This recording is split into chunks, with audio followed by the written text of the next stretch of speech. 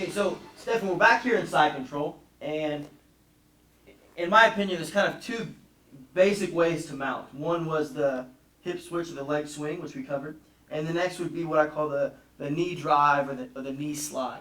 Now, I want to make sure people understand this is different than doing what people call knee on stomach or knee mount. That's different, and this is more for when the guy stays really tight. He's not going to post his free leg. He's just going to be here, and he's going to hop his knee right there, and then just slide to the mount, just like that. Very common. If you're a fan of a lot of old school kind of jiu-jitsu versus karate and things like that, you would see this all the time. So what's going to happen is, just back up a little bit. I want to make sure, again, I'm in a good position. I want to keep my arms nice and tight. I don't want to stretch out at all. I want to be here. And then Stefan has a good grip on me.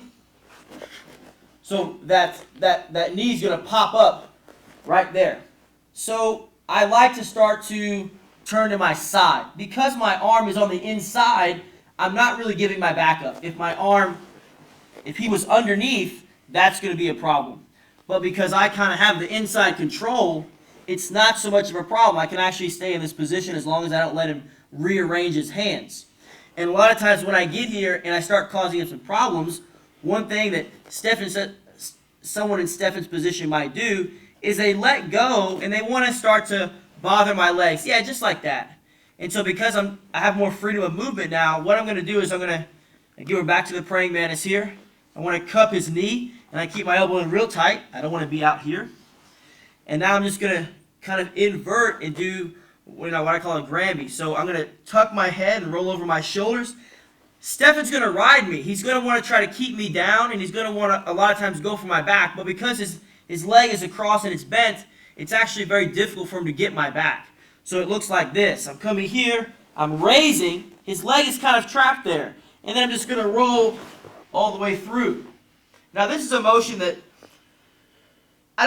you're definitely inverting, but it's not like an inverted guard. And it's a position that you're going to use if you want to have any sort of realistic guard recovery. So it should be a position that if you're not familiar with, you need to be familiar with it, not just for this escape, but for a lot of different escapes and a lot of different guard recoveries. Could you just show it without me, please? Definitely. So in the context of this technique, I would be like this.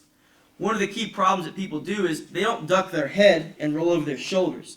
They keep their head up and they kind of roll over their face like this, which is definitely not what we're looking for. I want to be here. I want to tuck my chin. I would be cupping, and I'm going to raise up. And again, I want to duck my head so that shoulder 1 and shoulder 2 touch the mat, and then I'm just going to swing around into my guard. And it's very easy to practice. Let's say I was laying flat. I could just walk my legs this way, duck, 1 shoulder, 2 shoulder, come back. Now I want to go the other way, get to the position, head down, 1 shoulder, 2 shoulder. And that's the action that I'm using. So again, I'm here. He's got a good grip on me. He's squeezing me. I'm just kind of waiting for my opportunity. He pops that knee up. I want to always start turning. Look here, something I do. I was using my forearm against his arm so that I could pull this elbow in tight. This way. With the push combined with the power of the turn is going to make that effective. Now, the first thing I want to go for, yeah, he does that. A lot of people want to do this when they come across a little bit of resistance from their partner, from me. And so when that happens, I'm more free now. I want to control. I'm going to start to duck my head and raise my hip up. And again, he doesn't just let me go. He wants to follow me. He wants to try to ride me, possibly go for my back. So I'm coming up, turning. There I am. You're completely lifting me off the ground, and I'm 80, 90 pounds heavier than you are. Much bigger than me. And that just goes to show the power of the hip. If you do jiu-jitsu for any amount of time, you've probably heard it an exhaustible amount of times, the same as I have. People are always saying the hips are the most powerful part of your body, and they keep saying it because it's true.